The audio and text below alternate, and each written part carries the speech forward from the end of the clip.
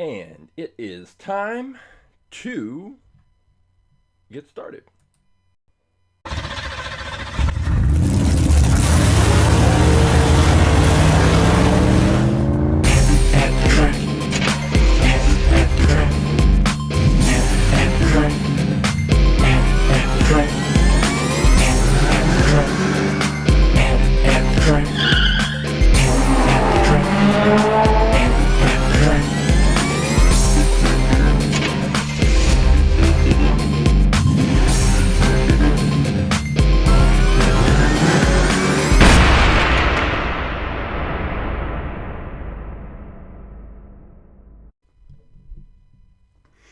Hey, welcome to At The Track Live. I am Coach James. I am the creator and lead instructor for All About Aerodynamics. What is All About Aerodynamics, you ask? Glad you asked, even if you didn't ask. All About Aerodynamics is a science program where I use Hot Wheels cars to teach kindergarten through 6th grade students about a range of science and physics related topics, including but not limited to kinetic energy, potential energy, elastic force, lift, downforce, drag, a range of topics, just so many topics. We cover all kinds of physics and science topics. After we have learned all the science, after we've conducted experiments to drive home those concepts, then and only then do I bring in about 400 different Hot Wheels cars, and each student looks at those Hot Wheels cars and picks one that they think would be fastest in a series of races based on everything they've learned in the class. Then, after they've picked their car, they've looked at their cars, they take a picture of their car, they shoot a little video of their car, they weigh their car, they test the speed of their car, they check the year the car was manufactured, they enter all of the information they can observe into a spreadsheet, and then they set up a 1/64th scale quarter-mile drag strip and race the cars, and they observe how their cars perform. Did their cars perform up to or below their expectations? And if they had the opportunity, would they select that car again, or would they make a different choice based on everything that they've observed? So in the end, we learn science, we have fun with Hot Wheels cars. What could be better? If you would like more information about our science program and how to bring it to your organization, your school, or your special event, all you have to do is go to our website, AAAerodynamics.com, or you can follow us on Instagram at AAAerodynamics, and all the information that you need is in the bio. You can contact me and ask me any questions, and you can find out more about the science program. It's a great program, but this is not all about aerodynamics. This is All About Aerodynamics presents At The Track Live. So what is At The Track Live? At The Track Live is something I created because before I can take those cars to the students for them to use in the All About Aerodynamics program, I have to make sure I have the cars properly accounted for and identified and cataloged. So when I buy cars, I don't just open the packages and throw them into a case and make them available for the students. I have to take a picture of the car, shoot a little video because there's an online version of All About Aerodynamics. I have to put the name and other information about the car into a master spreadsheet so that I can keep track of the cars. And that was pretty boring work because I was just opening cars, getting the information, putting the information in the spreadsheet until I came up with the idea for At The Track Live. So with At The Track Live, I go into storage, pull out some of the Hot Wheels cars that I've purchased over the years and haven't opened. We crack those open, take a look at those, do a little review. I get my picture, I get my video, and then I enter the information into the spreadsheet. And because we have the track already set up and ready to go, we have a little mini tournament. And we find out which of the new cars introduced into the fleet is the fastest. But wait, there's more. It's At The Track Live because you have the opportunity to participate. All you have to do is go to AtTheTrack.live. You will have three options. One is the Twitch stream link, one is the YouTube stream link, which you don't need if you're watching now because you're already here. But the third option, the third most important option, is the one that says choose your car. And if you select that option, you will be taken to this page. And on this page, you will see all of the cars that are currently in the All About Aerodynamics at the Track Live fleet listed and numbered. And this is the result of the work that I've been doing over the years to keep track of these cars. We are currently up to 839 cars. There are 839 cars currently in the fleet that you can choose from. And when I say you can choose from, what do I mean? Well, you can go to this page and you can scroll through, and if you find a car that you think would be faster than the cars that I've introduced this week, all you have to do is select that car. Let's say you think it's this Pikes Peak Tacoma, and you say, yeah, you know what? That's the car. That's the car that I'm looking at to beat out the cars that Coach James pulled this week. Then all you have to do, you can click on the car. You can take a closer look. You can see if it's a metal body on a plastic base, or a plastic body on a metal base, or metal on metal, which is that's the case for some of our older cars.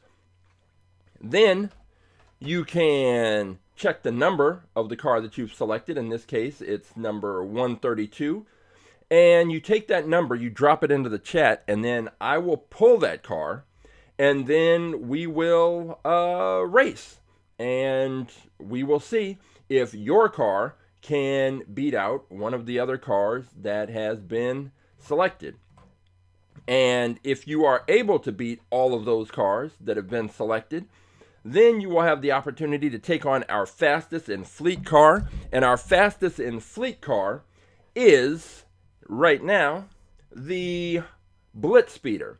It is this one. It is a returning champion, a two-time champion. The BlitzSpeeder was our champion when we were at the tail end of 2024.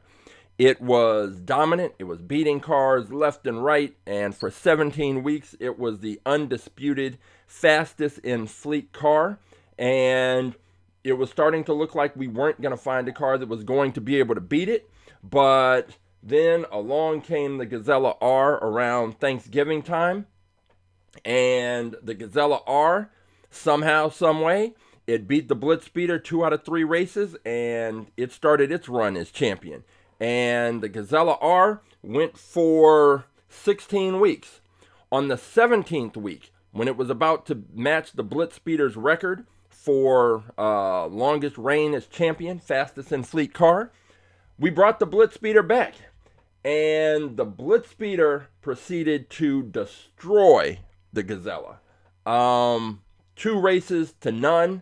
It was not close, and it was the first time that we've had a car return and recapture the fastest in fleet title. So the BlitzSpeeder is once again the champion, and it is the fastest in fleet car, and it will wait to see which car comes out of the tournament today, which you still have an opportunity to pick a car to participate in. Hey, Roughshod, he has his cars called early. He sees them in the wind tunnel, he checks them out, and he's made his pick.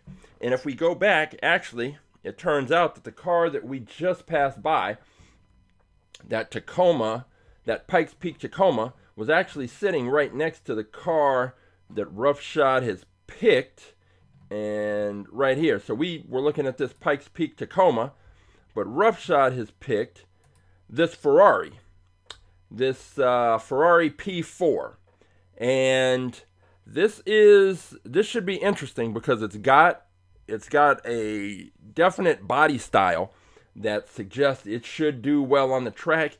We had it in the wind tunnel on Wind Tunnel Wednesday and took a look at it, and the airflow seemed pretty good. There didn't seem to be a lot of drag just based on this body type and style. We didn't check the weight, so we're going to check the weight today and find out if it is in that range that we kind of know is the sweet spot between 32 and 36 grams. We're going to find that out because it looks like this is a metal body. maybe it's metal. We're going to find out. Either way, we've got this Ferrari P4, and another viewer, Never Ending. He made a pick, a very interesting pick that we'll get to a little later.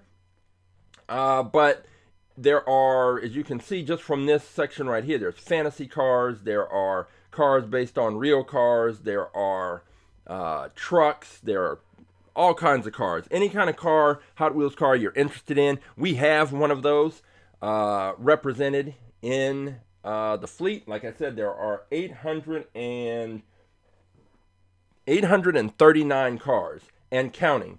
After today, we will be, we're going to be pushing, well, it depends on how many cars that we add in, but we're moving closer and closer to having 1,000 cars in the fleet. I've got tons of cars in storage, but until I actually go through the process of taking the picture and documenting the car and getting all the information, the cars can't come into the fleet. So these are just the cars that are documented and available to be picked, to be raced. So if you are, if you know the car that you want and you know it by name, just send me a message and I can check the master spreadsheet and find out very quickly whether or not we have that car.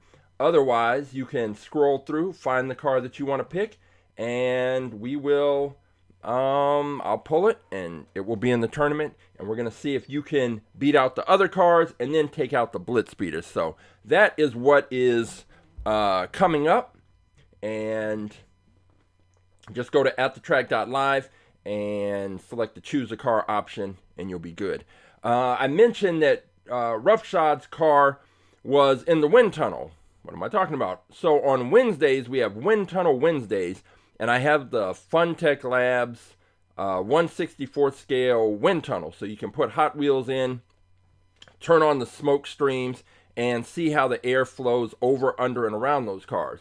And what we do is we put in our fastest in fleet cars, so in this case the BlitzSpeeder, and we can see how the air is flowing over, under, and around the car. And what you want to do is have a car with a similar airflow, because you don't want anything to obstruct the flow of air and create more drag, slow the car down. So it's a good way to get an idea of the aerodynamic profile of your car before you commit to that pick. So that's Wind Tunnel Wednesdays. It's at 4 p.m. Pacific every Wednesday. And so the last few weeks, just been kind of testing it out and making some adjustments to the presentation, and we've been putting cars in. Well, this Wednesday coming up, we're going to start to get more scientific about what it is we're seeing in the wind tunnel and what the different airflows mean. And one of the things that we're looking for is when the airflow, when it starts to detach from the body. We're going to talk about what that means. We see little vortex, turbulent air and little vortexes spinning off of the car, typically in the back, but in other places where, especially with the fantasy cars that have different body styles. And we're going to talk about what that actually means. And we're going to get into the Coanda effect, the Venturi effect, Bernoulli's principle, all these things about the pressure differences and how there's pressure drag and there's friction drag. And all of those things work to slow the cars down on our track. So if you can reduce the drag, then your car should be able to move faster for longer. And on our track, it means that you should be able to get better performance and your car should do a better job. So Wind Tunnel Wednesdays, we've been kind of casual putting the cars in, but like I said, this Wednesday, we're going to get scientific with it. We're going to dig kind of deep into the science so that everybody can understand what it is we're seeing. We see what we're seeing, but what does what we're seeing, what does it mean? So we're going to get into that. And that is Wind Tunnel Wednesday, and it works the same way. If you go to AtTheTrack.live, find your car, then you just take the the car, the number, you drop it in the chat, and then I'll pull it and we'll put it in the wind tunnel, and you can make your decision. If that's the car you want to stick with for Saturdays when we race, then there we go. So we have Roughshod's P4 Ferrari that we will be pulling and taking a closer look at a little later. One of the cars, so I went to the Dollar Tree. It's one of those things where sometimes you stop by and you're there at the right time. And so I stopped by one the other day, and they had just restocked. There weren't too many cars that I didn't already have in the fleet, but there were a couple that I picked up. But before we get to that, and those cars I picked up, there were a couple of cars that were loose. When I was going through the storage, I had a box of loose cars, and one of them I took out and we put in the wind tunnel. It was this one, this Lamborghini Countach, I forget, but this is it, and it's this tuned version, and I think we already have one of these in the fleet, and it's green and black, and so this is why I keep the spreadsheet, because I can go and sort the cars by name and scroll up to the Lamborghini section, which is very long, and I'm pretty sure we have one of these. It's car number 299. So let's just double check, because I think, if I remember correctly, I think we have one of these. I think it's green. I think it's black with little green lines. And so let's see if I remember correctly, if I know what I'm talking about. 299, because I don't like to have duplicate cars in the fleet. 300, there it is. Boom. I remember these things. I just remember because someone they wanted to see a Lamborghini like this race, and when I checked, the only version I had was the tuned version, and I don't think, I still don't have just a regular version of this. I've seen some, but the ones that I saw were like premium cars that had the rubber wheels, and rubber wheels are no good on a track because there's just too much friction. So it looks like this Lamborghini is just going to end up being a prize car. Some student will absolutely pick this because they love Lamborghinis. So we'll send that back. Now, some positive development is that there was a car, because all of our cars, in order to race, have to fit into our launcher. And this is a version of, this is the launcher, but without all the additional equipment like the sliders and the launch switch. But it shows you there's these two channels here, and the cars have to fit inside those channels in order to launch, which is why I have a whole box full of trucks that have never raced, because they don't fit, they're too wide to fit into the launch channel, and so I can't race them. At some point I will design a wider version of this specifically to accommodate trucks and wider vehicles, but for right now, if a car is too wide, it can't fit. And most of the time the cars do fit, but every once in a while we find one that doesn't fit. So for example, this MST Suzuka, this car, doesn't fit because it's got these panels that wrap around the bottom. And so what happens is when I try to put it in here into the launcher,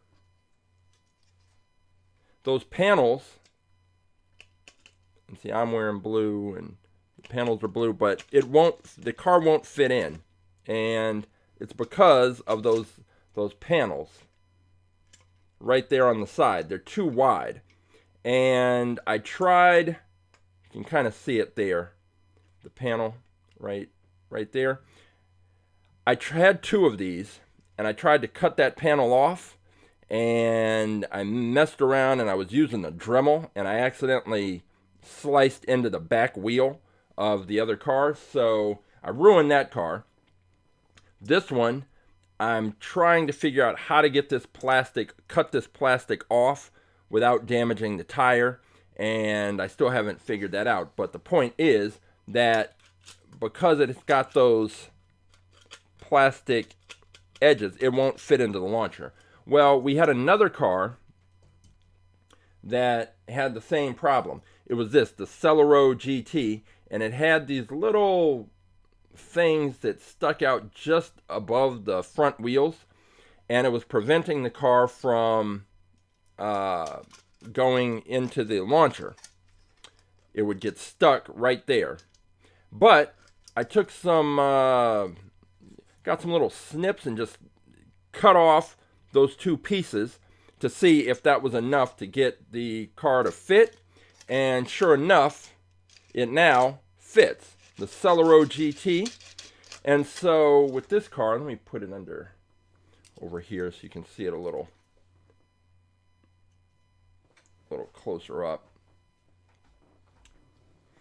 If we look at it, you can see where I cut off those pieces. There's a little scar there, but now it fits. And because of the shape and style of this car, I'm convinced it should do very well on the track. And I'm glad to know that it fits. But what I'm going to do is, I have another one of these. I just don't like the color. I have another one that's, I think it's red and black. And I know that they make, there's probably even more colors than that. So what I'm going to do is, I'm going to find one that I like the color better.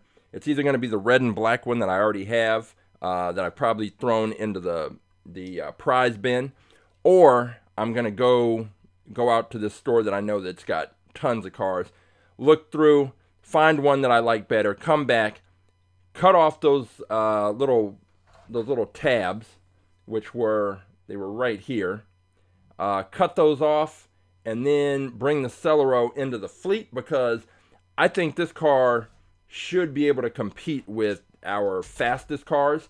It's got the good aerodynamic profile. It's got that wing, the back edge. It should get a pretty decent launch. Now, it's not an ideal wing like the BlitzSpeeder, because the BlitzSpeeder has a flat wing coming off the back. This one's got more of a sort of a curve, but I think it's balanced out enough that it should get a good push. So the Celeron GT, as soon as I can find one that I like the color better than this one, I will bring it back. So hopefully by next week, hope this week I'll check it out, look for it, and we'll have a Celeron GT, because I really do think this car has a shot to be one of our top cars, one of our fastest cars. But we never know until the cars hit the track. So that is coming up. We've got the Celeron GT going to be in the mix pretty soon, sooner than later. But what are the cars that are going to be in this week that are going to be challenging the BlitzSpeeder? Well, the first car, I told you when I went to go look at the Lamborghinis that we've got a ton of Lamborghinis. We've got about 1, 2, 3, 4, 5, 6, 7, 8, 9, 10, 11, 12, 13, 14, at least 14 Lamborghinis, and I think a few more because of the way the spreadsheet is listed. Let's say we have 15 Lamborghinis. Well, next to Lamborghinis, we are talking about Batmobiles. We have more Batmobiles than Lamborghinis, I think. 1, 2, 3, 4, 5, 6, 7, 8, 9, 10, 11, 12, 13, 14, 15. We have 15 Batmobiles, and we are about to have 16, because when I was looking through the storage, I was digging around, and I came across a bunch of these ID cars. And if you remember, Hot Wheels had a whole series of was called the AtTheTrack line, and so it was these expensive tracks, and the cars had little sensors on the back, and so you could scan that, and you could use it with with their different apps, the ID app, and you could have the cars virtually, and then the tracks had little sensors, and so it would keep statistics on the cars, which was cool, but it was expensive, and I guess it didn't catch on. And these cars were it was interesting because these are premium cars, and they cost more, but the thing that was important for me is that because they had to go on this ID track, they didn't have rubber wheels. They had plastic wheels. So you got the benefit of the premium car with the best of the best paints and decals, all of that. But they had plastic wheels, so they could race on the track. So anyway, when I was going through storage, I found some, and so we already put it. There was another Batmobile, one of the more modern than, 66. Yeah. Roughshod is right. Can't go wrong with this. So we had one of the other Batmobiles go in, and that was, it's right here.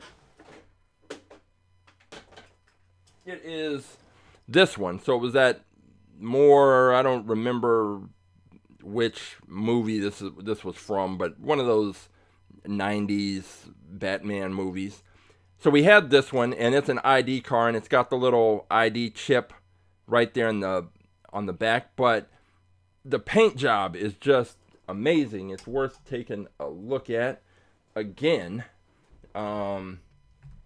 this is just a really nice car, and I don't know if all the details really come through, but the paint has texture. Even the logo is not just one. It's got some tone to it. If you look there, the wheels, you don't really see that on the plastic wheels typically. So it's just a different level of detail, and you can see there that it's got that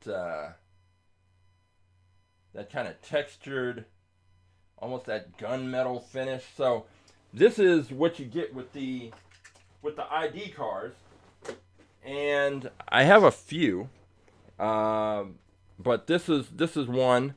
This Batmobile is one that it was time to introduce into the fleet. So even though we have the TV series Batmobile, this is the ID version, and it is probably, I'm going to presume that it's heavier than the other one, but it's definitely a better quality car overall. I mean, even the package with this, it had a little magnetic thing so they would snap closed.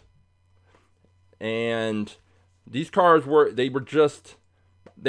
They just didn't sell well enough, and so they don't sell them anymore. You can find them on eBay and whatever, but the prices are up. I remember at one point they actually changed the packaging, so it was more like the traditional kind of Hot Wheels packaging, but it was still ID, had that theme. Either way, let's open up this Batmobile and take a closer look. The box would slide out. The presentation was, they were justifying that higher cost, so I'm not mad at them for that. Let's get this opened up here. And we've got the TV series Batmobile ID car. Let's check the weight, because the BlitzSpeeder, just for comparison, the BlitzSpeeder weighs in at 32.5 grams. So that is what we're looking at there.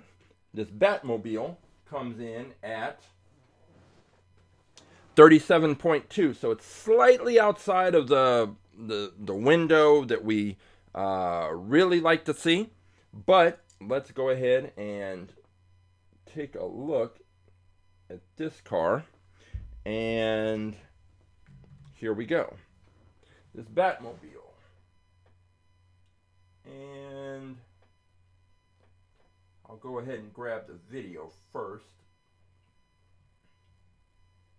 Now, the one thing about this is they did add some additional color to it. It's got kind of a bluish look to it, and there are a lot more of these red stripes than on the old TV series Batmobile. But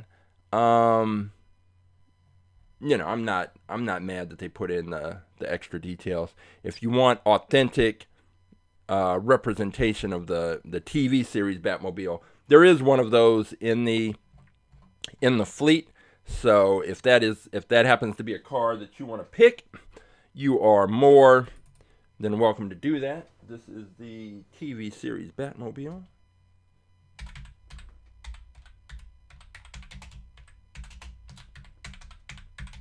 And I'll put ID, not to be confused with any others. And this is car number 838. Well, technically, it's car number 840, but there's something funny I had to do with the catalog because we had two really big cars, and I had to change their numbers. So, but we have the TV series Batmobile, the ID car version.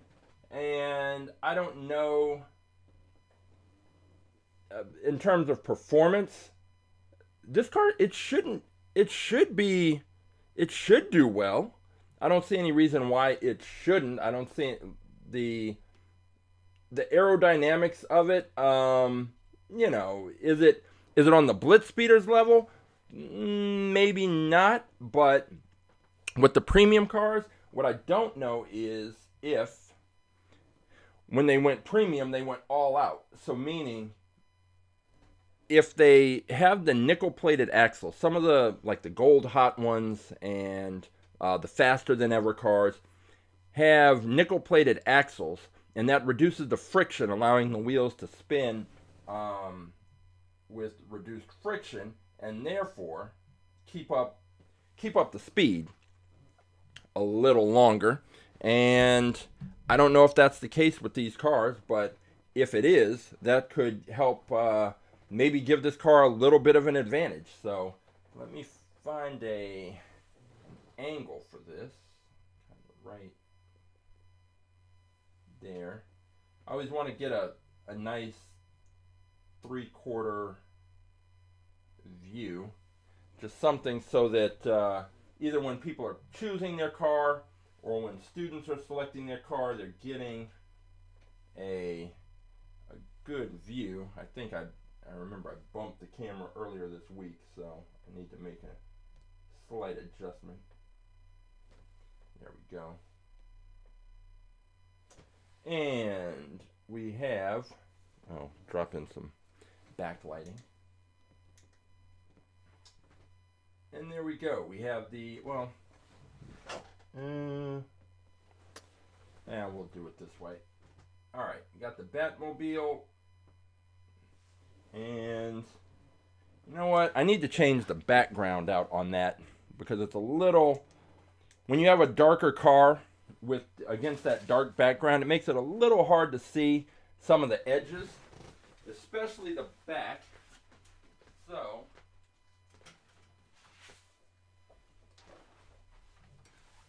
I am going to drop in this background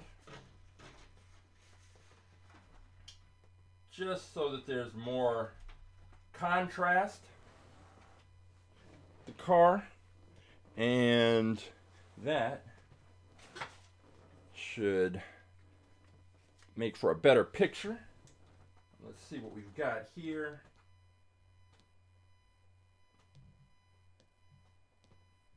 All right, so now we've got our TV series Batmobile, the ID car version. That is car number 838. Let me check the manufacturing year on this one. It is 2018.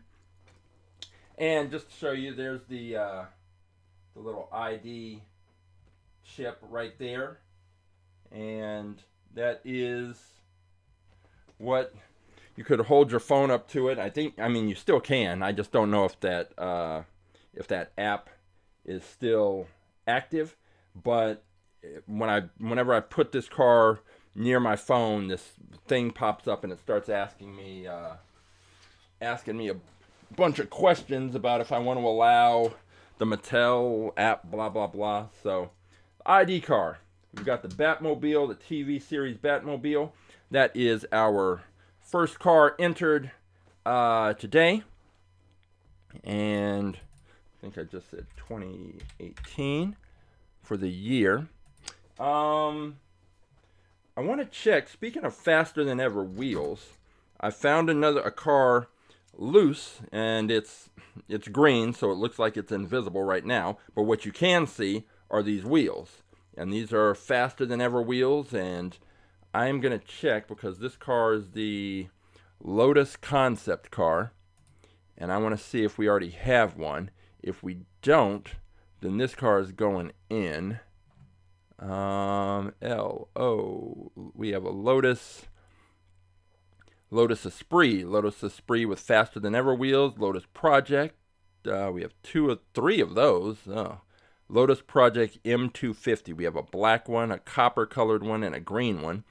A Lotus Sports Elise, and that's it. So this car is going in, and it's a mystery right now, but it won't be for very long because we're gonna put it on the turntable. But first, let's check the weight. The weight is 35.8, so it's right in the sweet spot in terms of weight. And let's get over there and take a look at it.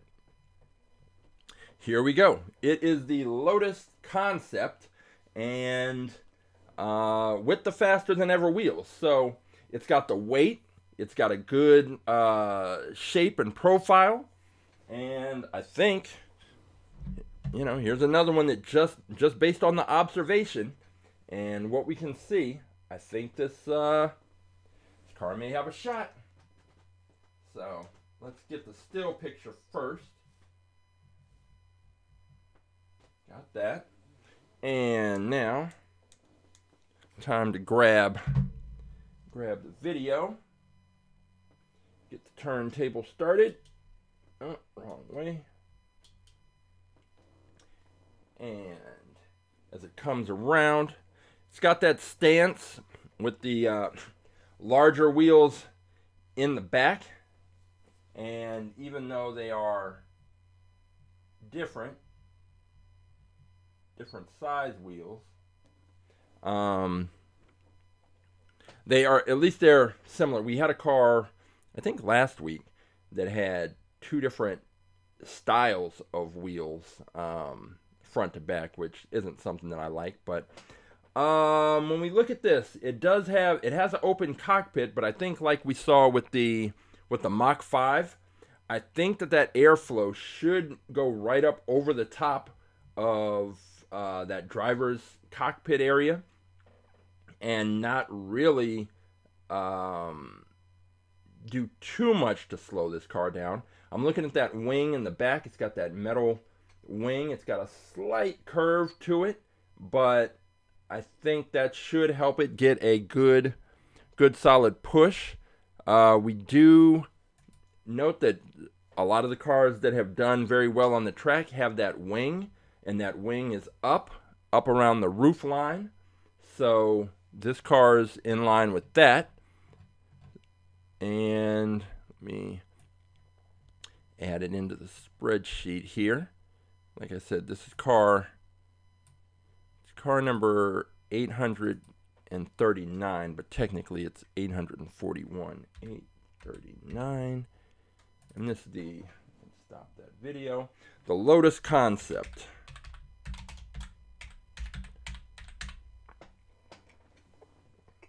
Check the manufacturing year. It is not on here, so I'm going to have to look that one up.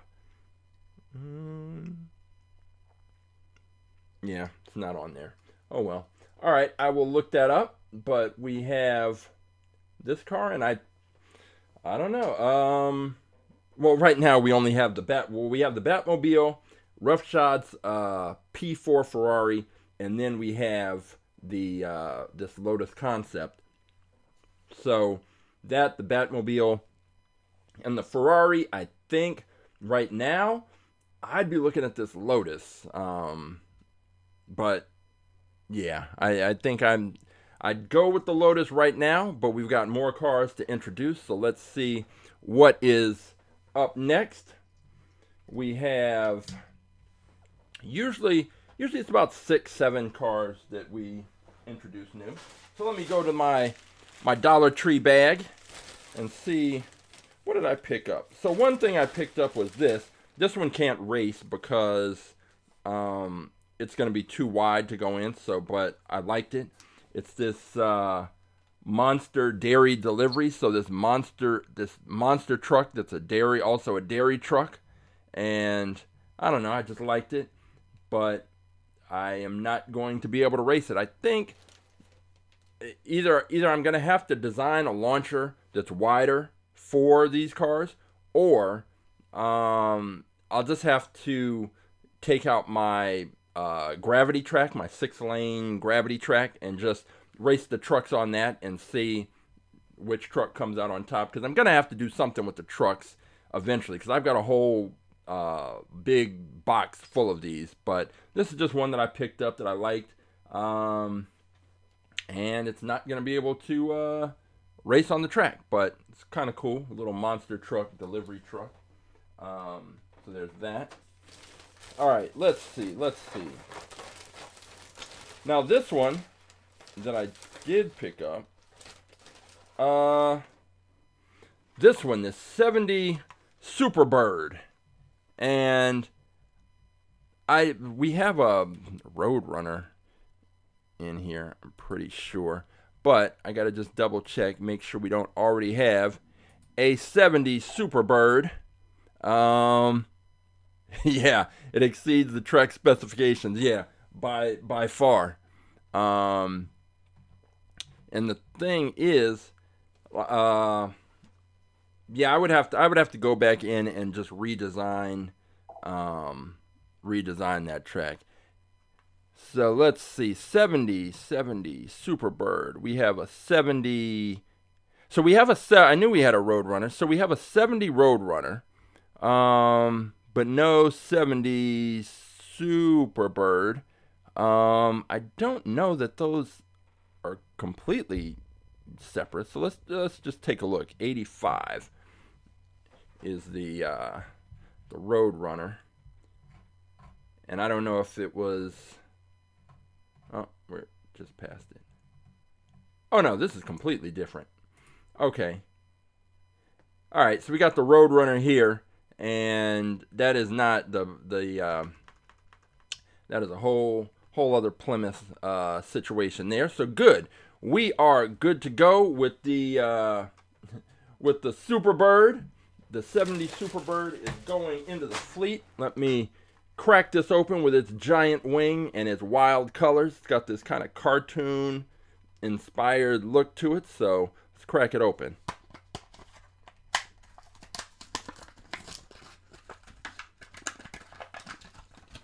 All right, it's a big car, and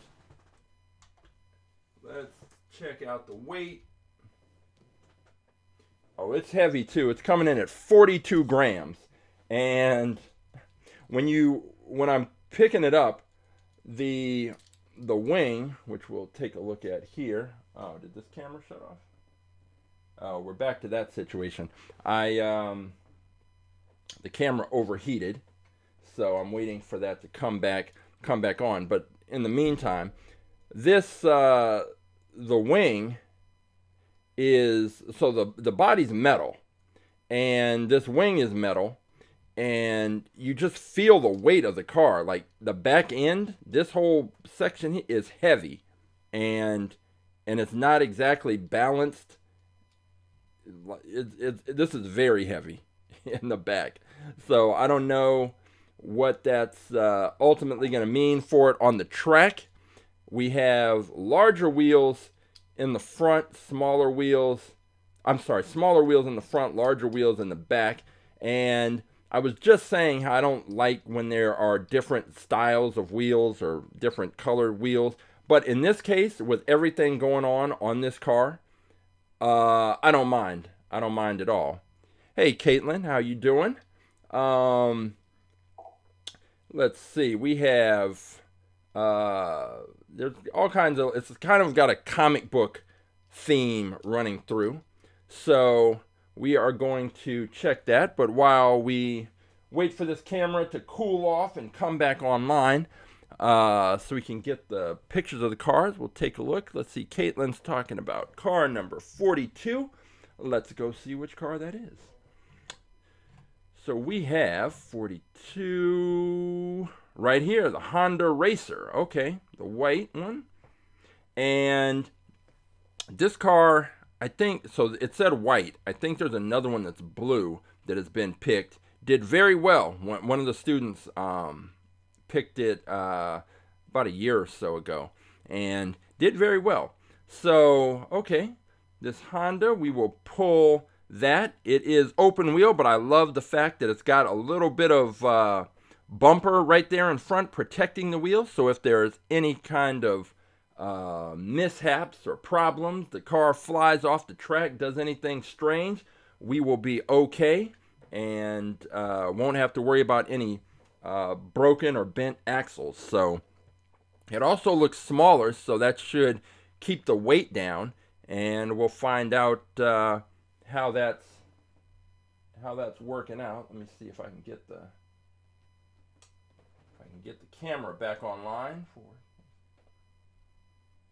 It's funny because this is the only camera I have that and I think I found what may have been the problem. It's the only camera that I have that tends to overheat, and for my webcams I basically just use old iPhones, and because the cameras are great and you can usually find them pretty cheap, so that is what I've been using. But let's check out this Superbird now that we've got the camera has cooled off and come back online. Here we go. And let me write down that number because I will need to pull Caitlin's car. That is car number 42. The Honda. Okay, so here's the Superbird, and let's get the ratio right and zoom on in. And like I said, that wing is this car is very heavy on the back end with that big metal wing, so it is. Let's get it pushed right there. But I do like that comic book style that it's got. It's got all the little word bubbles and graphics there. All right, we got the Superbird. Let me throw some light on the back side. And we are one more car introduced into the fleet. Anyway, I think I've narrowed it down. What happens is when I shoot the video, if I have the camera set, it sort of defaults to 4K 60 frames. And if I have it on that setting, that's when it overheats. And so usually I just turn it down to HD 60, and we'll see if that works out. So I'm going to get the video here for the Superbird, and we can take a look. I think the weight is going to do this car in, and I don't think there's any way around that, especially when you're talking about cars like that Lotus. We're going to find out what that Ferrari weighs, but some of these are just a little, there's a point where it's just too heavy to compete. And when my son and I used to do this, have these races years ago, we would weigh the cars, and the cars had to be within about 5 grams of one another in order to make it a a fair race. But with AtTheTrack.live, I've told people before, it's like the early days of UFC when they didn't have weight classes, and it was just, you might get a big fat sumo guy against a little small boxer or jiu-jitsu guy, and you just see random matchups. And that's kind of what we have here, because I'm trying to introduce new cars into the fleet, and that's the main point. So when we have the races, hey, if your car weighs 42 grams, your car just weighs 42 grams, and that's just how it is. So we have that. We've got our Superbird coming in, and it's heavy, but what kind of difference will that make for it on the track? Did I say 42? Yeah, 42 grams is what it weighs. So we have the Superbird, we have the 70 Superbird, we have the Lotus Concept, we have the TV series Batmobile, we have Roughshod's P4, which we can go ahead and take a look at because I have it here because we had taken it out for Wind Tunnel Wednesday, and it weighs 34.9 grams, so it's right in there. That's good news for that car. And let's get it lined up and take a closer look at this Ferrari P4. And let's go. I hear the there we go. All right. And it's a good looking car, and we put it, oh, wrong page, right here. So we had it in the wind tunnel already, and we know what that aerodynamic profile looks like for this car. And the back end is pretty flat, so that is another plus for that car. And let me just make sure that I entered in I didn't, while we were talking about the Superbird, I didn't actually put it in the spreadsheet, which is very important. So that's car 840. Actually, I need to check.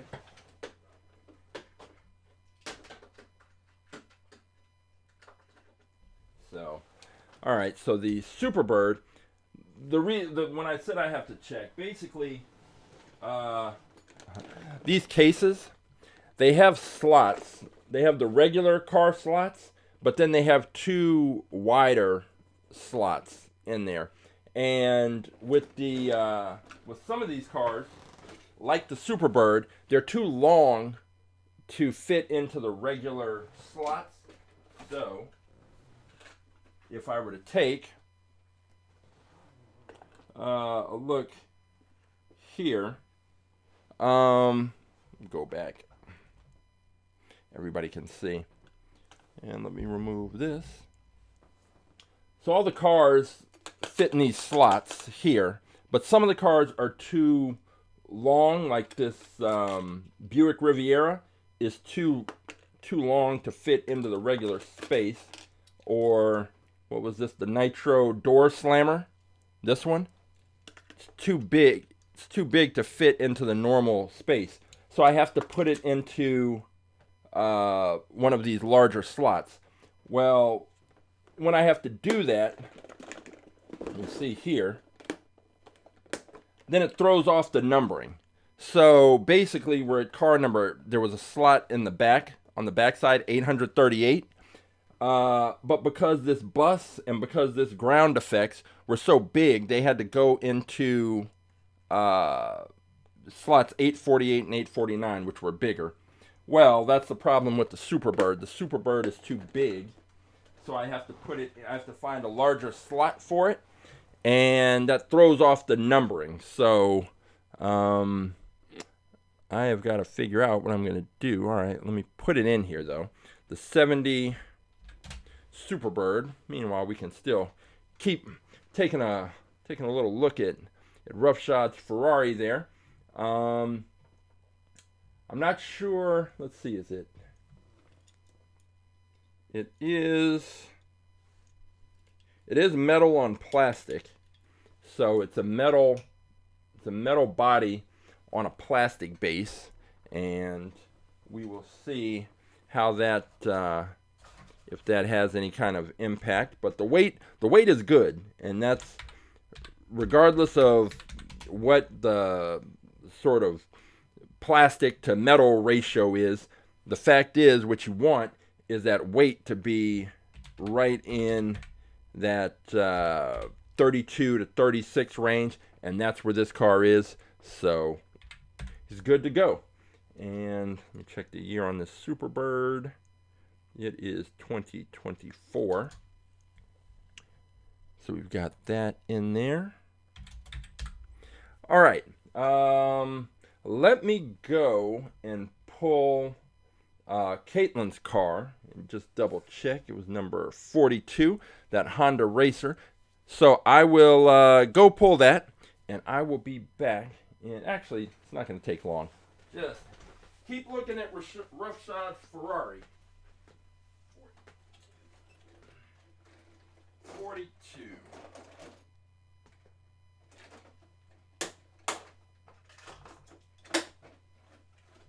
All right. And now I've got Caitlin's this Honda Racer. Let's check the weight on this thing. It weighs in at 31.2 grams.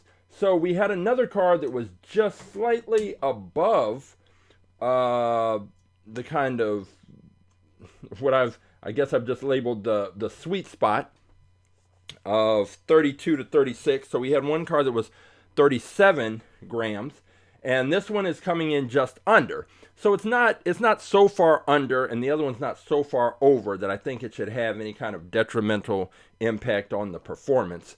But it's just one of those things that one of those observations that we've made. Now with this car, in the back here, the pipes on this engine are sticking out a little bit. It looks like they're sticking out a little bit further than, yeah, they are. They're sticking out further than the back end of the car. So what that's going to mean for this car when it's racing is that only these pipes, this is going to be the only point of contact on the launcher. And really that's going to make for an interesting launch. What kind of launch will this car actually get? Because it's just got this little narrow, small point of contact with the launcher. So if the car isn't lined up absolutely perfectly, and if the launcher doesn't shoot it out, well, I take that back. The launcher is going to shoot it out with a lot of force regardless. The question is, what happens with this car as it comes out? Does that mean it's going to get a good solid push? Does it mean it's going to veer off to one side or the other? I don't know. We're going to find out. And I changed the elastic band in the launcher this morning, so we are probably going to see faster races, and that means probably we might see more spectacular crashes. So this car is going to be in that category that if it gets a good launch, it'll probably do well. If it gets a bad launch, it will either crash or start to bounce around the track. But at this point, it's hard to say, it's hard to know. But typically, you want a car with with more surface area in the back pressed up against the launcher. That seems to be a recipe for more consistent launches and better launches without a lot of wild movement especially at the beginning of the race. So we've got that. Now we had another pick that viewer Never Ending, he submitted that to me on YouTube, and his pick was interesting. It's a car that we saw race not too long ago, and I think it did a little better than expected, but it was a very awkward, when we talk about strange launches, this car had just, it was not that it was a nightmare to try and get the launch correct, but it wasn't easy. And it is this car. It is the Bugs Bunny car. And that was his pick. And we are going to put it back on the track. And it's definitely unique. And I think we were saying from the last set of races, if it didn't have the big Bugs Bunny sticking up as the driver, this car actually might be one of our faster cars to hit the track. But the bottom line is, it does have the Bugs Bunny sticking up out of the top, and that is going to, I think, slow it down and prevent it from beating out some of the other cars. So I think right now, looking at the cars that we have lined up, we've got the TV Series Batmobile, the ID car version. We've got the Lotus Concept car, Roughshods P4 Ferrari, Caitlin's Honda Racer, and the 70 Superbird, and then Never Ending's Bugs Bunny car. So it's going to be interesting to see which of these come out on top. I think if I had to pick right now, I would still go with that Lotus Concept car. With Caitlin's car, I just don't know what kind of launch it's going to get. I think it has the potential to be dominant, or the potential to have some really wild movement and crashes. I think the real wild card in this is Roughshods Ferrari, because it's just, when you look at it, it has the right profile. It's got a good, the weight is right. The question is just, what is it going to do on the track? So we are going to find out all of the answers to those questions in just a few minutes. And I always like to mention that if this is your first time watching all about aerodynamics at the track live, then hey Charles, how are you doing? Glad you could join us. You're right in time. We're about to hit the track for the races. And if this happens to be someone's first time, then here is what you are about to see. You are going to see our 3-camera racetrack view, and the cars are going to start off at the top of the screen on the left. At the launcher, I'm going to give a countdown, 3, 2, 1, race. I'm going to hit the switch. The cars are going to come firing out of the launcher. They're going to come from top to bottom. They're going to pass out of the bottom of the screen on the left. They're going to show up at the top of the screen in the middle, the center section of our track. The cars are going to come from top to bottom quickly, flying through the screen from top to bottom. They're going to pass out of the bottom of the screen in the middle and show up at the top of our finish line screen. On the right, the cars are going to come from top to bottom. They're going to fly through and across the finish line, and the winning car will be indicated with a solid red light. The losing car will be indicated with a flashing red light. So, winning car, solid red light, flashing red light means that car lost. Now, what is important is to remember that our races are best 2 out of 3. So, the cars will switch lanes after each race, and we will see which car comes out on top. If the cars happen to crash, then and only then, if one of the cars crashes and leaves the track. That's important. Crashes and leaves the track. If a car crashes and leaves the track, then we restart that race. If a car crashes and it stays on the track, which we have had happen many times, then that counts. Then that car has just lost. A car needs to crash and leave the track before it qualifies for a restart. And that is what we've got going on. So we have, hey, Never Ending, you're just in time for the races. We already took a look at your Bugs Bunny car. We have Never Ending's Bugs Bunny car. We have Roughshod's Ferrari P4. We have Caitlin's Honda Racer. We have the 70 Superbird. We have the Batman ID car, TV series car, and we have the Lotus Concept car with the faster than ever wheels. So we've got a good solid set of cars to race. We are ready to go. The track is set up. So I will see you over at the track in 30 seconds.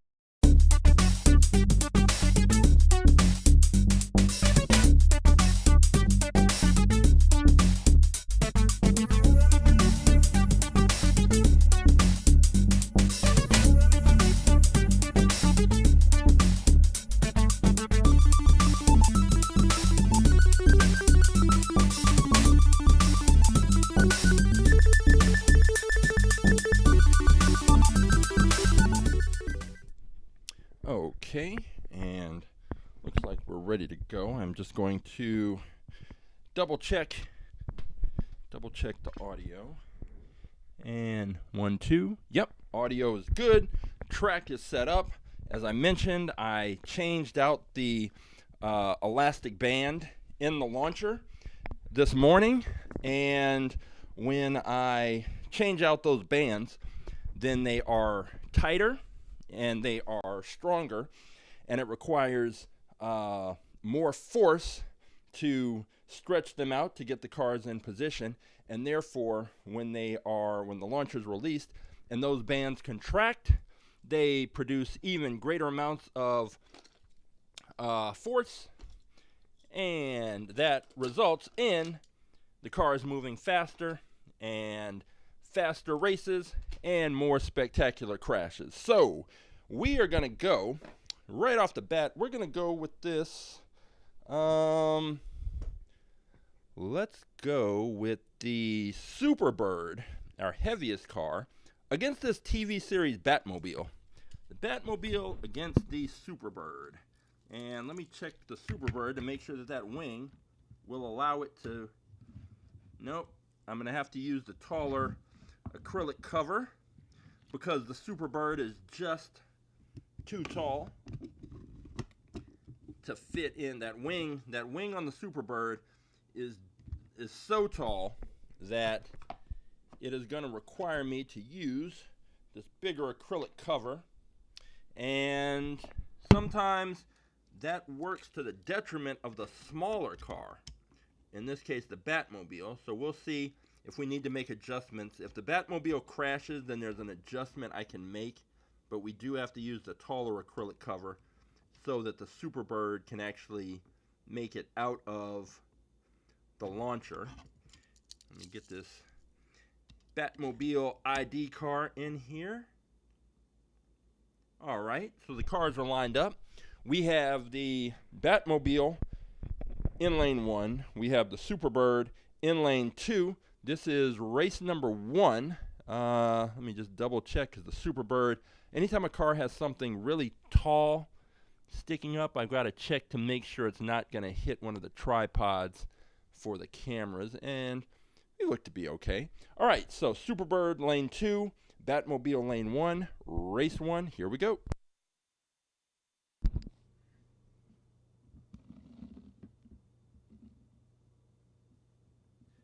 Three, 2, 1, race. Woo. Superbird took it. Batmobile didn't need any additional assistance on the launch, but that race was close. Those cars, at least from my perspective, it looked to be close. It may not have been in the end, but seemed pretty close. But those cars were not moving fast, and that much I could just tell. They were not moving as fast as we will see some of the other cars later today race. So we've switched lanes. We've got the Batmobile now in lane 2. The Superbird's in lane 1. The Superbird's up 1-0, and we'll see if it can make it 2 straight. Here we go.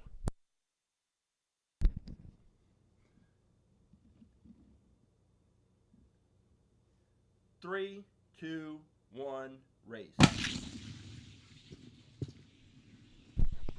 Now that race was close, but the Superbird edged out the Batmobile right at the end, and so the Superbird, the 70 Superbird, is moving on.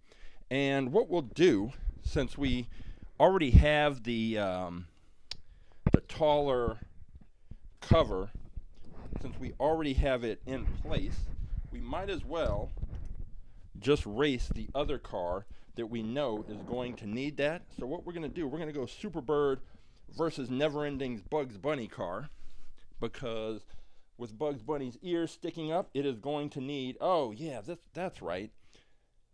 How did we do this before? Because even with the taller cover, the Bugs Bunny car is, Bugs Bunny's ears are still hitting the top. I know we did this. Let's see. Let me try something here. Yep, that's what we did. Okay, so there's a little modification that I had to make in order to really lift up the taller cover to accommodate Bugs Bunny's head and ears. But that's been done. So we've got Bugs Bunny in lane 2 in this carrot car. And we've got the Superbird in lane 1. And we are going to see, hopefully, if all goes well with both of these cars in this kind of modified, taller acrylic cover. We're going to see what happens. So Bugs Bunny in lane 2, we've got the Superbird in lane 1. Here we go.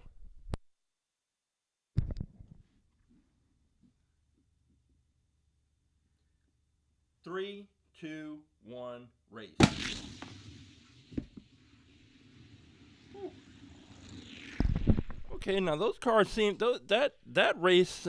That was a quick race, and the Superbird pulled it out, but not by much. So we're gonna switch sides of the track, and let me take this piece, put it over there, and get the Bugs Bunny car lined up in lane number 1.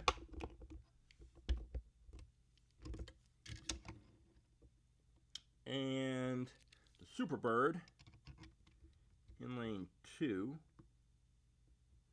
All right.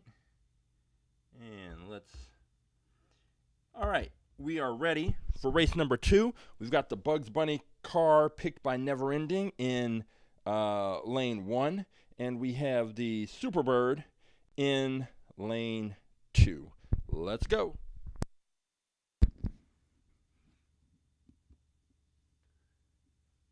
Three, two, one, race. Okay, the Superbird took that one with ease, and the Superbird has seemed to pick up a little bit of speed. I mentioned that the race with the Batmobile, both cars seemed slow, but since then the Superbird has looked like it's gotten into a better groove and is doing its thing. So, all right, so we now are down to the Roughshods P4 Ferrari, the Honda Racer, the Lotus Concept, and the Superbird. So let's go next. Let's go, how about we go Roughshods Ferrari against the Lotus Concept. See what happens there. And we don't need the taller cover. We won't need that until the Superbird comes back around. Let's get these cars lined up. This Ferrari P4, we've seen it on Wind Tunnel Wednesday. We saw the aerodynamic profile. It was pretty good. The weight, pretty good. the Lotus Concept car. It's got that open driver's canopy, but it's got the faster than ever wheels. It has got its wing is pressed up pretty well against the back edge of the track. So here we go. We've got the Lotus Concept in lane 1. We've got Roughshods P4 Ferrari in lane 2. And this is race number 1. Here we go.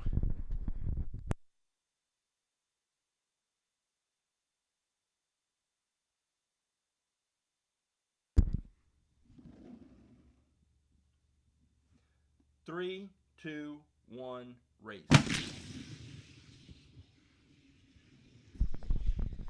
Okay, that Lotus Concept car won that one by a pretty big margin. And we are going to switch lanes and see if that makes a difference. Maybe the P4 Ferrari, maybe you got a bad push, maybe something else just didn't happen. Cars can get bad launches, but now the Ferrari is going to have to come back and win 2 races in a row, which is not something that's unheard of on the track. We see it all the time. Cars coming back to win 2 races in a row. But is it going to happen today? We're going to find out. We've got the P4 Ferrari lined up in lane 1. We've got this Lotus Concept car with the faster than ever wheels in lane 2. This is race number 2. Here we go.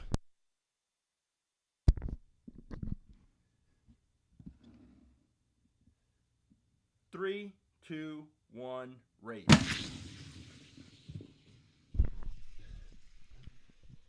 So that race was closer, but towards the back end of the track, you did see it looked like the Lotus Concept car was picking up speed while the Ferrari was slowing down.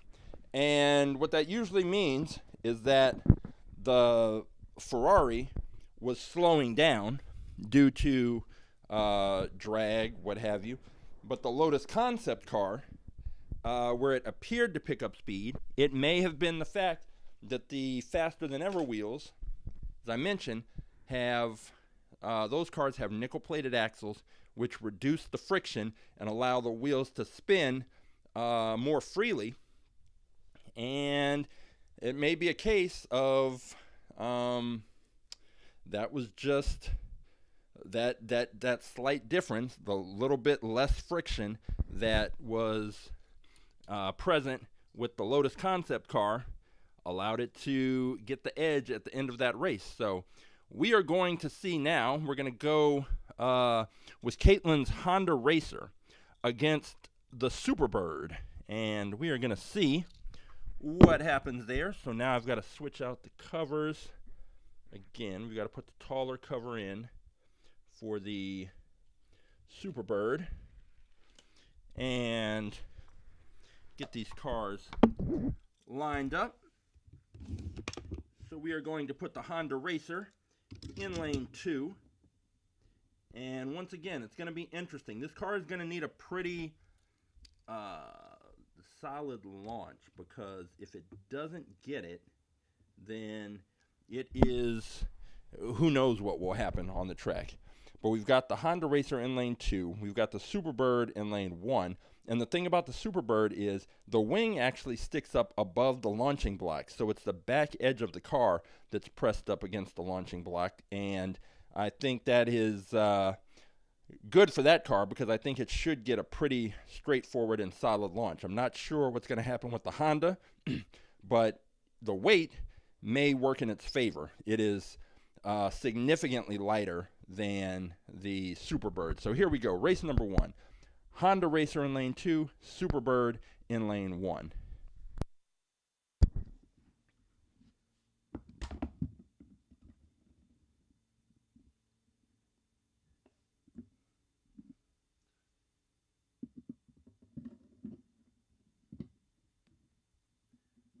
Three, two, one, race. I have no idea what happened in that race. Those cars came out super slow. the Superbird crashed in the slowest crash that I think we've ever seen on the track.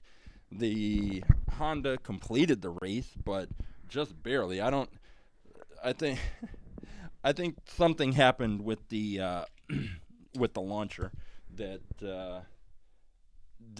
did something to affect those cars coming out. That was the worst. That was the worst launch I've ever seen. And the fact that with the worst launch I've ever seen, the Superbird still managed to crash is pretty unbelievable. But we are going to set these cars up again, hopefully get a quality launch and a better race. So I don't know what happened, but we're getting these cars set up again. Honda Racer versus the Superbird, and we're ready to go. Honda Racer's in lane 2, Superbird is in lane 1. Race 1, here we go.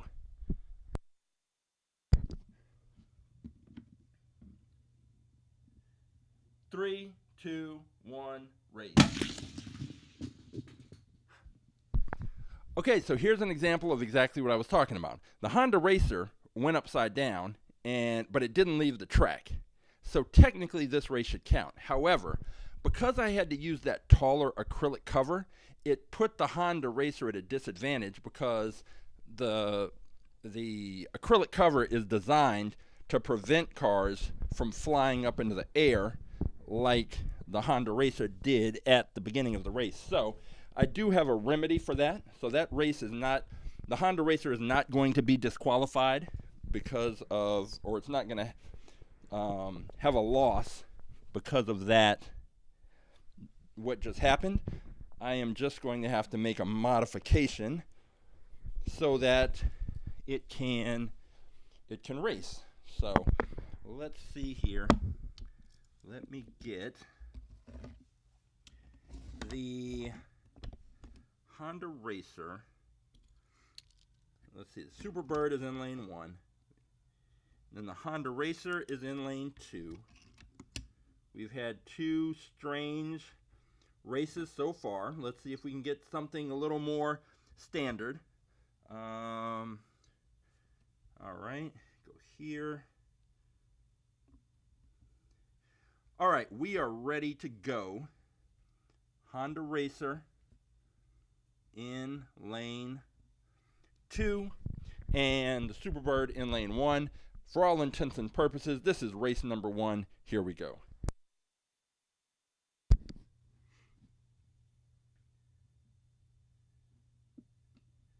Three, two, well, and the Honda Racer moved right. The car just rolled away from the launching block right as I was about to hit the switch. So let's try this again.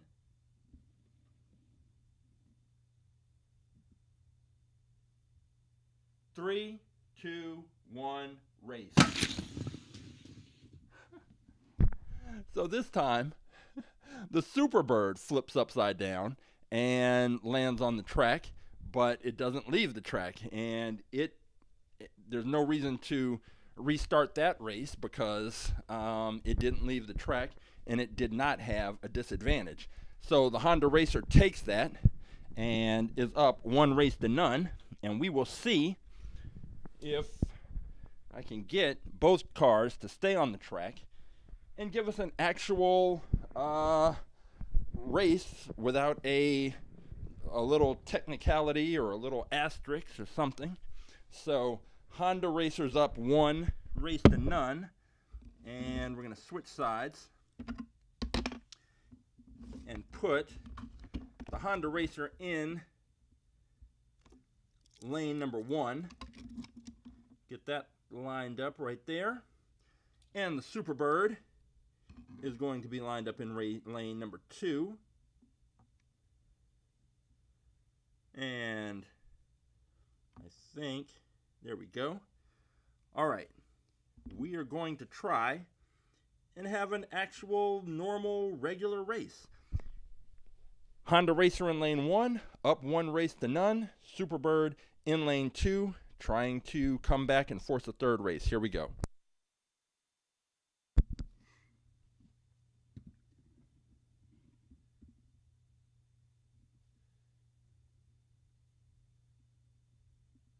3, 2, 1, race.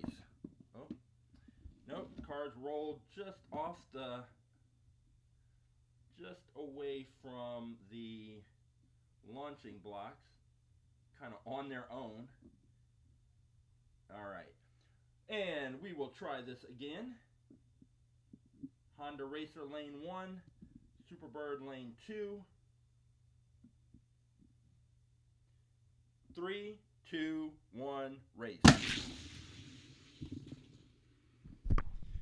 Okay, the Superbird takes that race, and that was a pretty straightforward race, and both cars stayed on the track. Both cars made it down, and we will be going to race number 3 with the Superbird and the Honda Racer.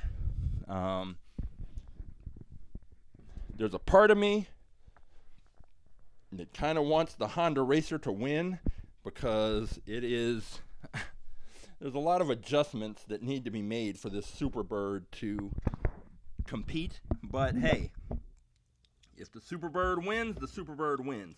We are going to find out now. We are going to switch lanes, and we are going to have our third, final, and decisive race to determine who moves on to face the Lotus Concept in the finals.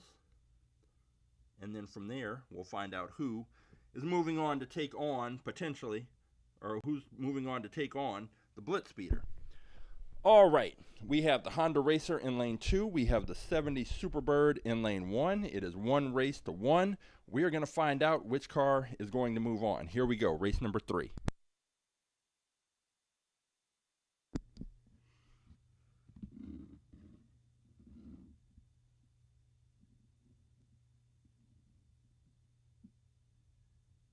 Three, 2, 1, race. And the Superbird, it looks like the tall cover is going to be sticking around for at least one more race. The Honda Racer, which was significantly lighter than the Superbird, we've got to keep that in mind, wasn't able to take that race. So the Superbird came back and won 2 races in a row, which is something that I mentioned earlier is not uncommon on our track. We've seen it before, and I'm sure we'll see it again. So now we're going to go Superbird versus the Lotus Concept, and I'm going to have to keep this tall acrylic cover in place, and we will see. I don't know that we've had a car that's needed the tall acrylic covers actually become our win our tournament. So this might be a first, representing for the big cars. The Superbird is going into lane number 2, and the Lotus Concept is going into lane 1. The Lotus Concept has the faster than ever wheels. The Superbird is just heavy. All right, here we go. Superbird lane 2, Lotus Concept lane 1, race 1. Here we go.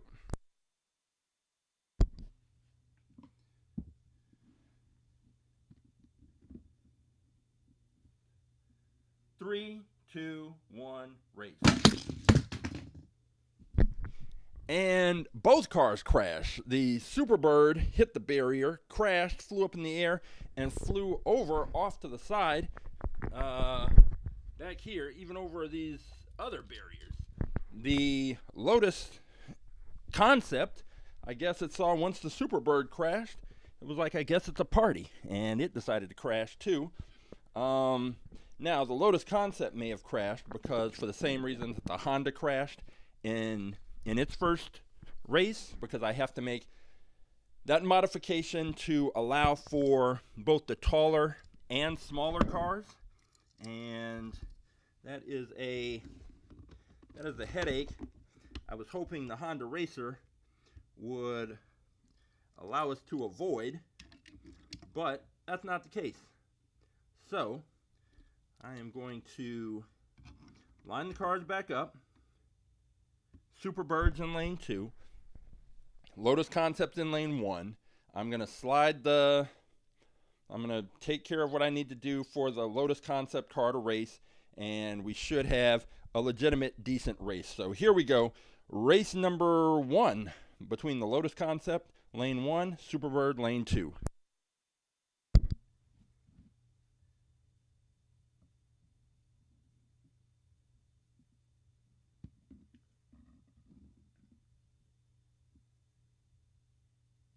Three, two, one, race.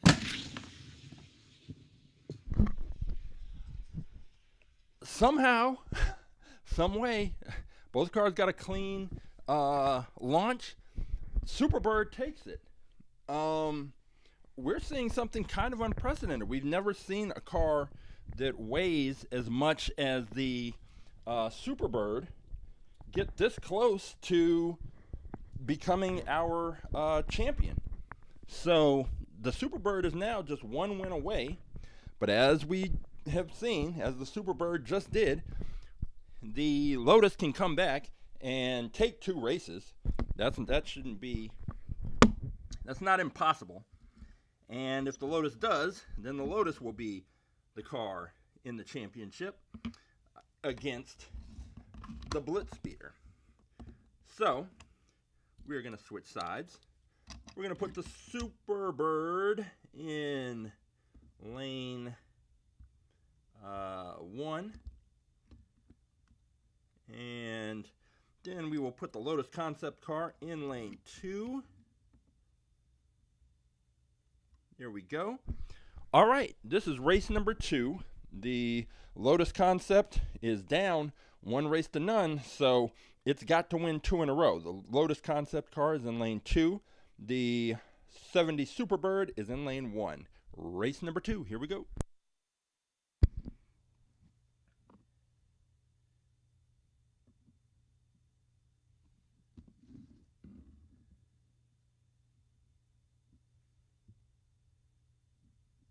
Three, two, one, race.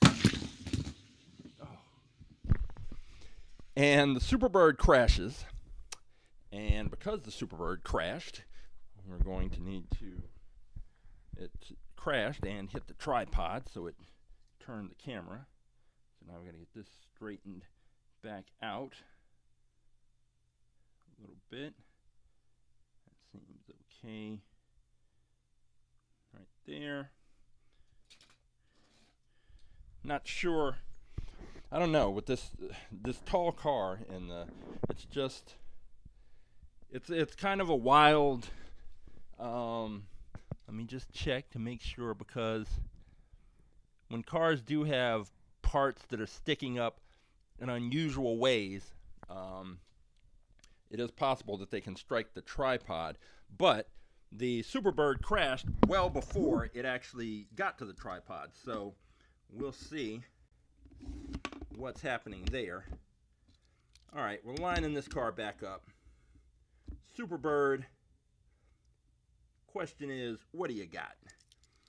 Can you stay on the track? And for the Lotus Concept car, are you going to let the heaviest car in the field beat you out? Really?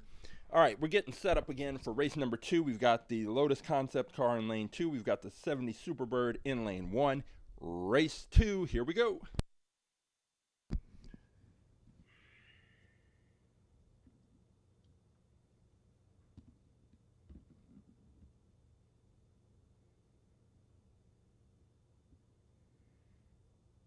Three, two, one, race.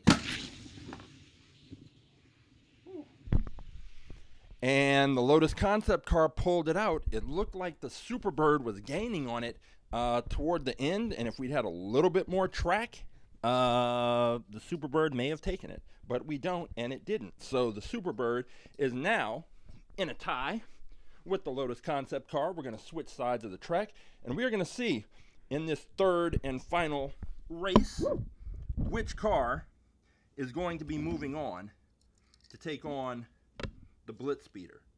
I'm not seeing anything from either one of these cars that suggests they are going to be able to beat the BlitzSpeeder, but you never know.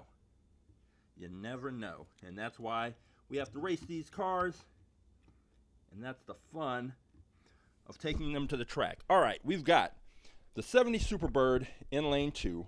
We've got the Lotus project or concept car in lane 1. It is one race to one race. The Lotus is trying to come back from being down 1-0, take 2 races, and move on to the finals. Here we go. Lotus lane 1, Superbird lane 2.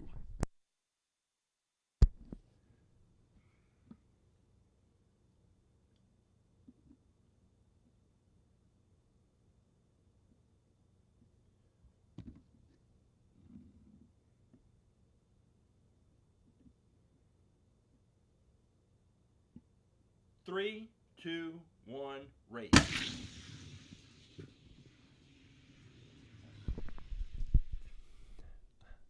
The Superbird took it.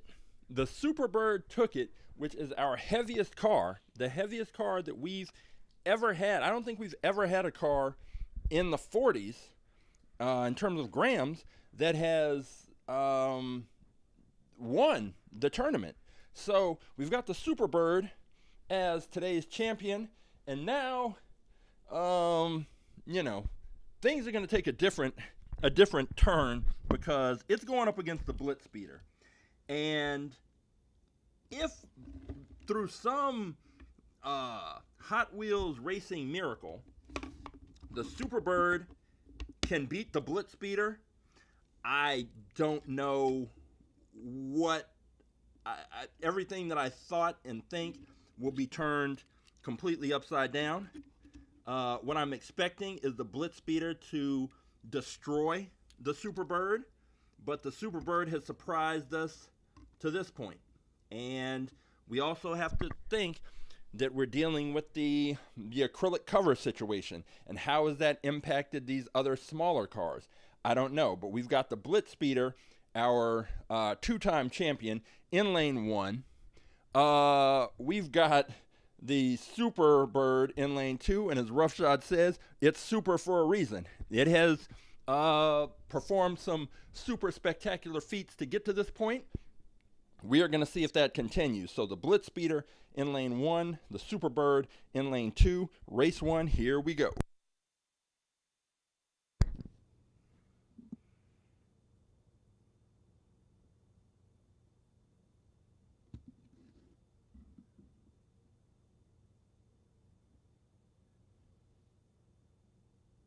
Three, two, one, race.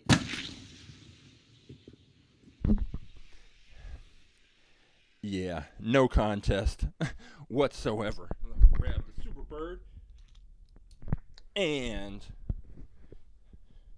see if changing lanes will make a difference. I mean, the margin of victory for the BlitzSpeeder was so incredible that there's not a chance that the Superbird beats it. But anything can happen, I suppose.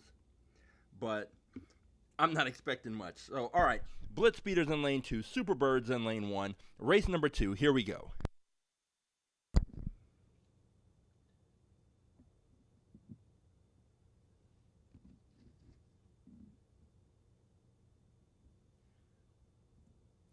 Three, two, one, race. I mean, that looked borderline unfair. That was not. It was, again, not even remotely close. The BlitzSpeeder remains our fastest in fleet champion. But I'm gonna get these cars. We're gonna go back in the garage, and we're gonna take a look at the surprise car of the day, maybe the surprise car of the year so far, the Superbird. So give me about 30 seconds. I'm gonna grab these cars up and head back into the garage.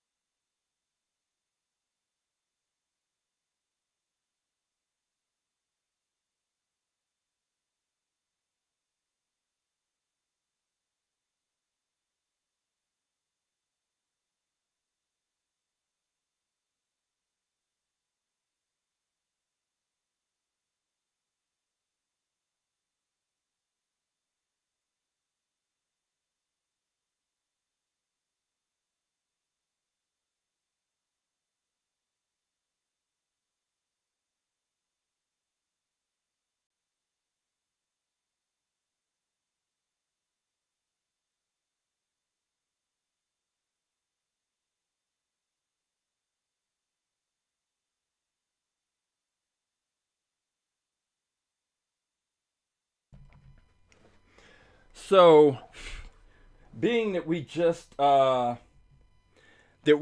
finished with the March Madness tournament, it kind of reminds me and is a little accurate of in the NCAA basketball tournament when you see there's a Cinderella team, as they call them, the team that wasn't expected to do much, just happy to be there, and they go on a run, and they capture everybody's attention, and everybody's rooting for them, and the eyes are on them, and no one expected much, and now here they are in the big game. It's kind of like the Superbird. But then what often happens with those teams is they end up coming up against one of the favorites, one of the champions, and their dream is over. So this Superbird had a great run, and if we're going to keep on with the Cinderella metaphor, that clock struck 12 when it hit the track against the BlitzSpeeder, and the Superbird turned into a pumpkin, and the BlitzSpeeder absolutely just destroyed it. But this is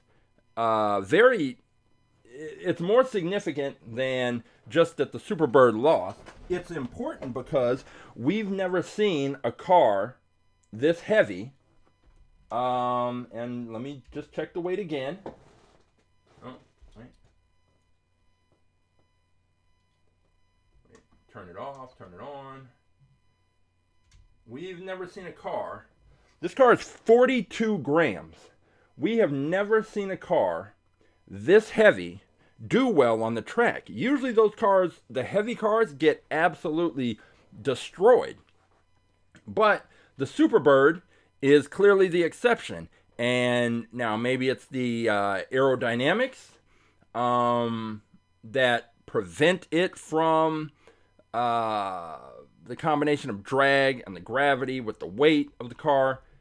Maybe the aerodynamics prevent it from slowing down as much. Maybe the drag isn't as impactful as on some of the other bigger cars that we've seen. But this is the first big car to actually win the tournament. Now, it didn't defeat the BlitzSpeeder, but that's not the takeaway. The takeaway is that it is possible to have a heavier car do well on the track. And this is definitely the fastest heavy car, definitely the fastest car over 40 grams that we've ever seen on the track.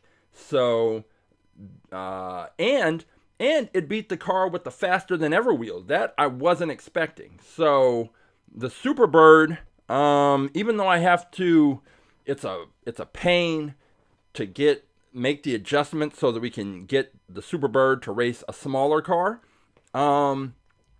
The results speak for themselves, and the Superbird is in fact super, and it is definitely the fastest 40 gram plus car that we have seen on the track. So I think that in the future, if we do get a heavy car that kind of performs well, it may end up having to challenge.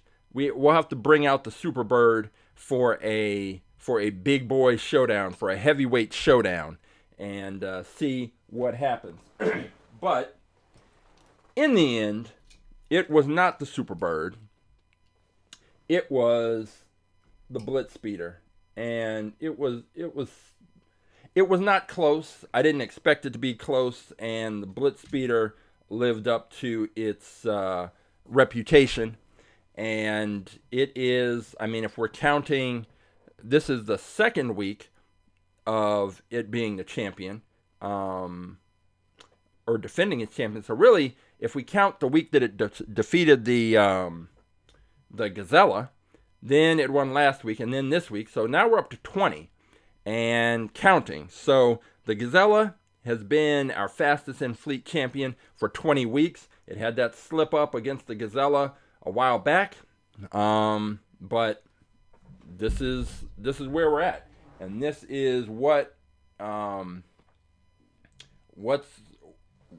champion looks like. So it's possible that someone will find a car that is faster than the BlitzSpeeder, and that person may be you. And roughshod the Superbird versus the versus that Brazilian Charger from last night. You know what? Let's see. What time? We've got like 14 minutes. Why don't we, because I have that car right here. The Brazilian Charger, this one. It put on a rough it was a wild few trips down the track with this one. It was bouncing all over the place. It was doing everything, but it did win. And let's see. This one weighed in at 31.5. So why don't we go have a little bonus matchup? We'll have the Brazilian Charger against this Superbird, and we will see what happens. So we'll just take these cars over there for a little bonus matchup. Let's go back over to the track.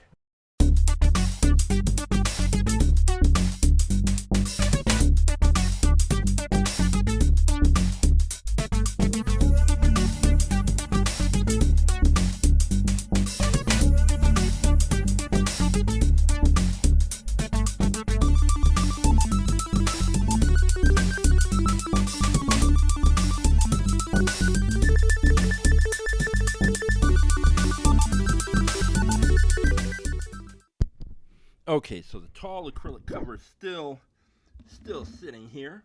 We're gonna go Superbird versus Brazilian Charger. The Brazilian Charger was a beast of a car, and it was just, I've never seen a car bounce around the track as much as this one did, but still come out on top. And now we've got the Superbird, our heavyweight champ. So the Superbird's lined up in lane 2, the Brazilian Charger's in lane 1. This is oh yeah, what am I thinking? I gotta put this one over here. Get the Superbird lined up. Okay, so the Superbird's in lane 2, Brazilian Charger in lane 1. We're ready to go. Race 1.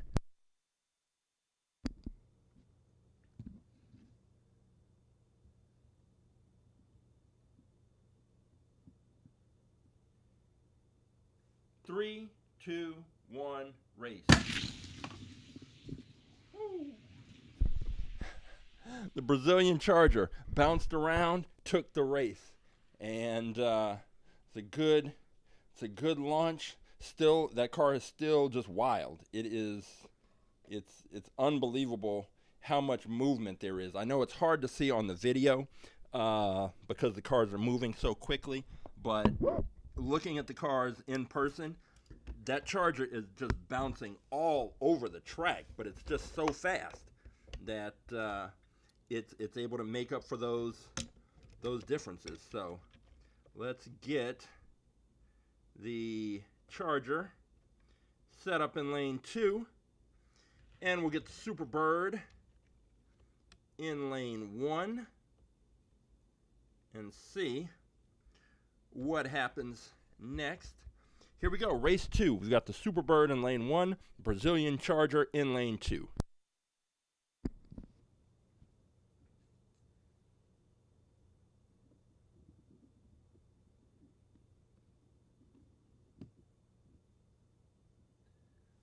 Three, 2, 1, race. And that one, this Charger, even on the way back, you see how it's all the way on this side, but it can move all the way to that side. And during the race, this thing is moving back and forth from side to side. And usually, you don't see cars do well that do that have that much movement, because this bouncing around and this scraping against the sidewalls is friction that serves to slow them down. And you want a car that's going to stay straight and stay in the middle of the track. But what you get with this one is it bounces from side to side, and it bounces back and forth, and it does that all the way down, but somehow maintains enough speed to win races. And that's what we saw last week. That's what we saw today. Meanwhile, we have bigger cars. They don't have as much. They can bounce back and forth, but they tend not to. The wider cars. So ideally, you want a wider car because it's not going to have as much play. So if you look at that, you see how much more the narrow car is able to turn, and you don't want your car going sideways. So when we get those really small, narrow cars, there is a lot more play, and they're sliding back and forth. And if the car is going and it does this, now the wheel, you can't see it, but the wheel's not spinning because the front wheel is grinding up against the side of the track. So you don't want that friction typically. So usually when cars are bouncing around, they're losing speed because of the friction, and they get beaten. This Brazilian Charger is the exception to the rule. So we've got two exceptions here. We've got the exception to the heavy cars don't do well on the track rule, and we've got the exception to the you need to stay straight on the track rule. So two interesting cars. The Brazilian Charger took those races, and I'm going to head back into the garage with these two exceptional exceptions.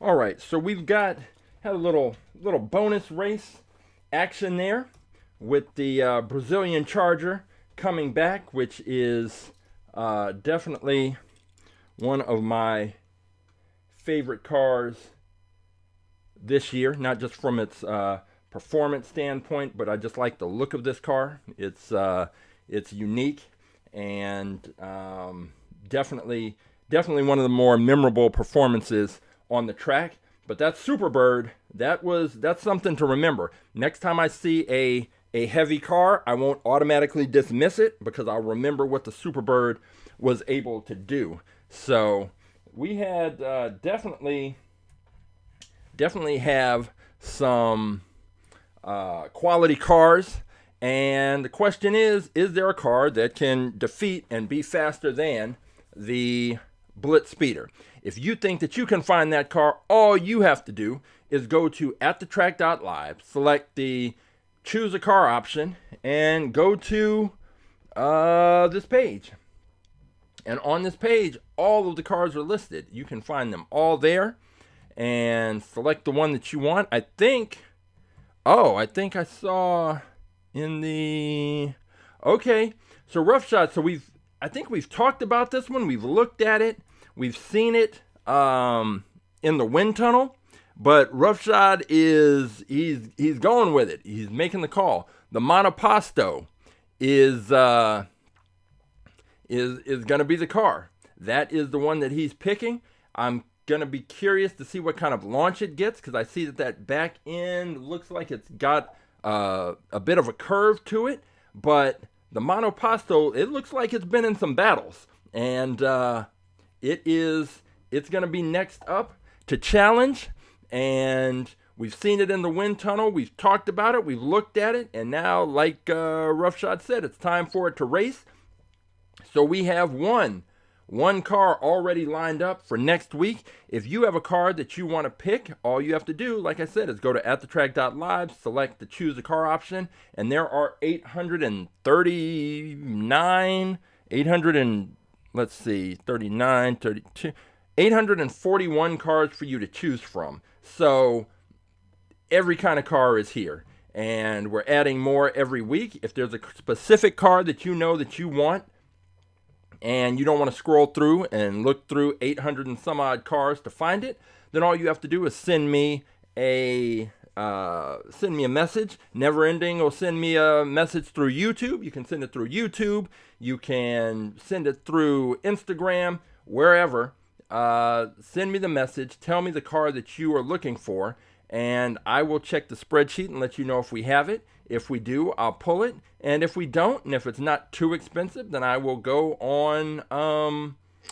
I'll go online and buy it, and we will bring it to the track and race it. I'm trying to find the fastest car, and right now we found it. It's the BlitzSpeeder, and the question is there a faster car out there?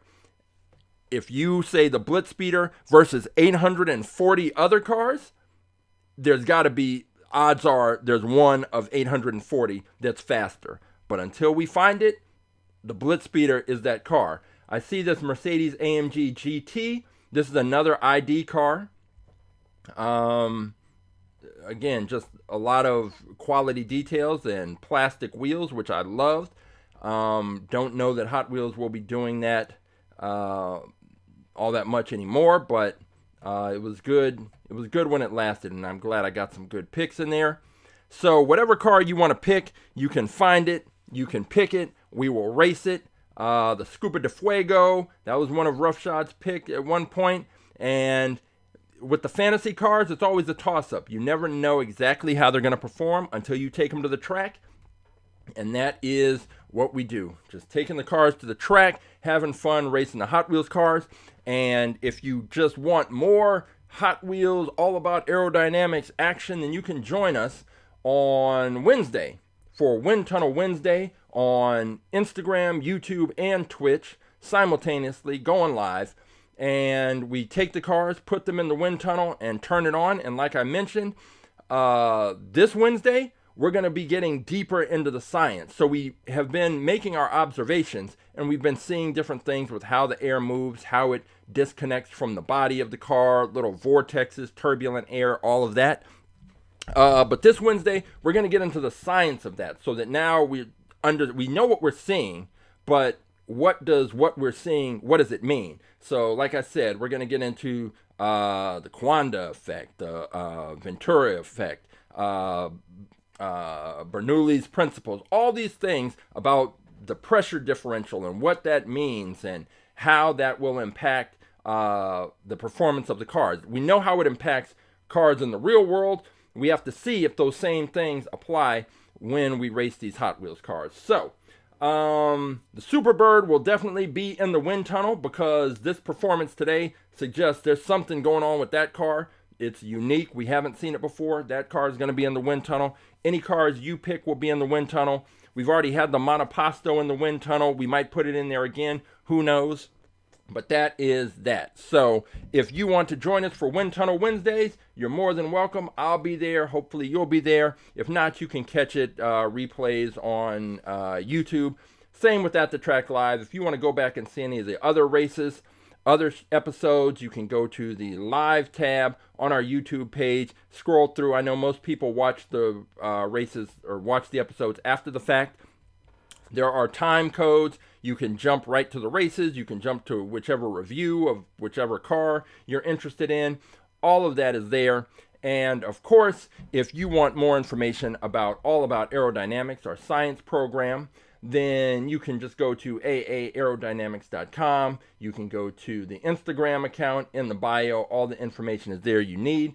You can contact me and ask me whatever questions you have about the program, and we can take care of whatever your needs are for your students. So, for all about aerodynamics, Wind Tunnel Wednesday, and At the Track Live, I am Coach James. Thank you for watching, and until next time, I will see you at the races.